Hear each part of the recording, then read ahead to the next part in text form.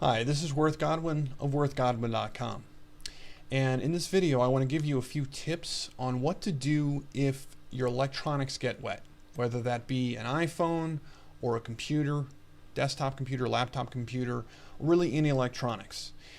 I found over the years that time to time people will come to me with a computer that had something spilled on it, or it fell into some water, or what have you, and somehow one way or another it got wet.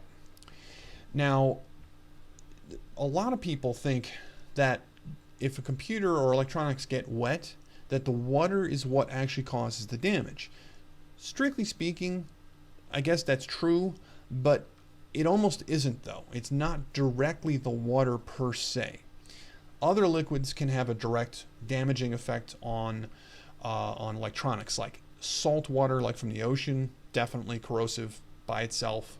Things like wine or soda, those, if they get on circuit boards by themselves, because of the chemical composition of those liquids, they will destroy electronics by themselves.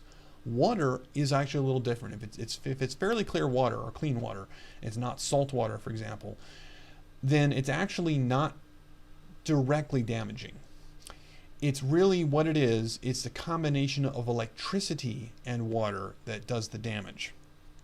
It does the real damage, at least. I have seen situations where electronics got wet, and if they were dried out properly before the computer or the device, whatever it might have been, had electricity applied to it, then that device, not always, but in many cases, would actually keep working. I had a Bluetooth wireless headset, for example, once, a few years ago, well, 2 years ago probably, that accidentally I left it in the pocket of my my shorts. It went through the washer and then through the dryer, and I found it then, and I was like, because of course it happened right after I bought it. But it actually worked. It worked for a good 6 months afterwards. It was damaged by the experience, but it was not immediately ruined. And it actually almost was better for it, the fact that it went through the dryer, because that actually got it nice and dry before it any electricity was applied to it. Of course, there was a little electricity in it already because there's a battery built into it, but it did escape relatively unscathed. So this is what I see a lot of people do when they have something that gets wet. First thing they do is they try to turn it on. That is the worst thing you can do, okay? Here's what you want to do if your electronics get wet. If it has a removable battery, unfortunately this does not apply to iPhones and iPods and stuff. They don't have removable batteries. But if it has one, take it out immediately. If it's plugged in, unplug it immediately. But be careful when you do this, either one of these things, because you don't want to get a shock. If there's water or other liquids on your electronics, and maybe it's sitting in a puddle in a really bad situation, be really careful about unplugging it or touching it until you're sure that there's no electricity flowing through it. This is what happens if electricity and water are combined. Here's how you want to think about it. A circuit board, circuitry, any circuitry, is like a field that's been irrigated. And let's think of it not in irrigation, modern irrigation where you're using pipes, but like traditional irrigation where you had just little trenches or whatever the term is, that were little furrows that were dug in the ground, little channels for the water to flow through. Now those channels were placed in very specific patterns so that the water could flow and give the right amount of water to the certain plants. Maybe in some cases it might even, if there's maybe two fields with two different crops next to each other, the irrigation might even be set up in such a way that one field gets more water than the other one because the plant in the first field needs more water than the plants in the second field. So if too much water goes to the plants in the second field, they can die from it. And just the same way that if not enough water gets to the plants in the first field, they can die. So you want to think of a circuit board as being like an irrigated field. It has these channels, the circuits, where the electricity, the water, flows along through those channels, and it goes in the appropriate amount to the appropriate place.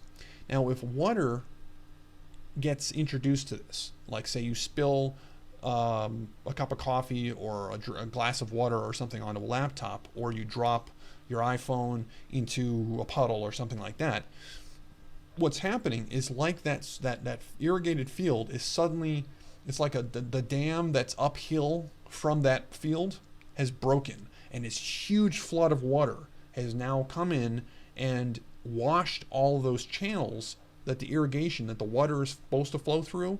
It's overflowed all those channels. It's maybe even caused some channels to merge. It's caused way too much water to go to some places, and may even cut off the water supply to some of the other places, depending on how everything's set up. Basic bottom line, though, is all of those nice, neatly organized patterns of water channels are suddenly eradicated or changed their paths. Essentially, this is what we call a short, where you have two channels and there's supposed to be water flowing, electricity flowing through each of those, and then suddenly they connect and they're not supposed to. That's a short. And that's what happens. And that's what does the damage in a situation where it's just something fairly pure like water. Again, certain things like soda or wine, there's not much that's going to be, not much to be done in those situations, because those have chemicals in them that will actually destroy the motherboard or the circuit board, whatever the case might be, directly. So basic bottom line is, if you get something wet, electronics wet, first thing you should do is get rid of the battery, take the battery out, unplug it if you can, immediately. Doesn't matter if it gets shut off. Chances are the thing froze and shut itself off anyway, or is crashed at any rate and not working properly already. But if you take all the sources of electricity away from it and let it dry as best as you can before you put any electricity back into it, don't plug the battery in, don't plug the electricity in until you're sure it's dry, or as sure as you can be. So at least give it 24 hours. Put it out somewhere where it's going to get airflow. I have set up had situations like this where I've put a laptop up and I've had it sitting sort of up like this, where the hinge is at the top and here's the screen on one side and here's the keyboard side, the base of it, and it's sort of sitting like a triangle, and then I have a fan blowing through it and over it. That will help dry it out, and I leave it for 24 hours or more. And if you do this, you have the best chance of saving whatever's on the hard drive, and maybe even having the computer start up and actually work properly, or the phone, as the case may be. Again, if you're running into a situation where you're dealing with something with salt water or something else that's actually corrosive, you may not have that much luck. But the very best thing you can do, though, is immediately disconnect all electricity and do not turn it on or connect any electricity to it until it is dry as you can get it. So that's the big mistake I see people making, is they try to turn it on right away. Worst thing you can do. Other people will think to dry it out, but they don't think to take the battery out, or sometimes they'll even leave it plugged in. So I hope that these tips, these little will help you understand it. These little analogies with the irrigated field and everything will help you understand why it's so important to disconnect the electricity, and what you can do to give yourself the best chance, at least, of saving that electronics. And if you need more tips, if you're not already a member to my newsletter, make sure you subscribe. And worthgodwin.com is bringing you a little plain English simplicity for this complex modern world. Have a great day.